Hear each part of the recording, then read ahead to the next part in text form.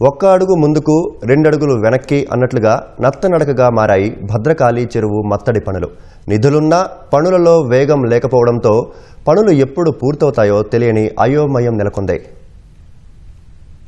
ఓరుగల్లు వాసుల ఇలవేల్పైన భద్రకాళి అమ్మవారి సమీపంలోని భద్రకాళి చెరువుకు పూర్వ వైభవం తీసుకురావాలనే సదుద్దేశంతో తెలంగాణ రాష్ట్ర ప్రభుత్వం పూడికితీత పనులను చేపట్టింది. వరంగల్ ఇన్ఛార్జి మంత్రి పొంగులేటి శ్రీనివాసరెడ్డి నేతృత్వంలో అభివృద్ది పనులను చేపట్టారు. కాకతీయ పట్టణాభివృద్ది సంస్థ నీటిపారుదల శాఖ సమన్వయంతో చెరువులోని మట్టిని తొలగించేందుకు ప్రభుత్వం మార్గదర్శకాలు జారీ చేసింది. ఈ క్రమంలో చెరువులోని నీటిని తొలగించేందుకు కాపువాడ వైపుగా ఉన్న మత్తడిని తొలగించారు. తిరిగి గత 2 నెలల క్రితం నిర్మాణ పనులను చేపట్టారు.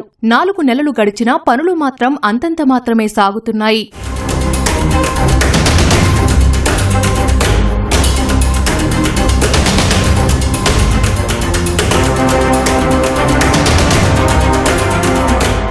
భద్రకాళి చెరువులో నూతనంగా నిర్మిస్తున్న అలుగును ఇరిగేషన్ శాఖ డిజైన్ చేసి నిర్మాణ పనులను చేపట్టింది. వరద ఉధృతిని తట్టుకునే విధంగా నిర్మాణ పనులు చేసిన అధికారులు భారీ వర్షాలు కురిస్తే మత్తడి నుంచి వరద నీరు పోయే విధంగా అలంకార్ జంక్షన్ వద్ద పెద్ద నాలా విస్తరణ పనులను చేపట్టారు. ప్రస్తుతమున్న 30 అడుగుల నాలాను 100 అడుగులు చేయాల్సి ఉండగా కొంతమంది ప్రైవేటు వ్యక్తుల ఒత్తిడితో నాలా విస్తరణను తాత్కాలికంగా నిలిపివేశారు.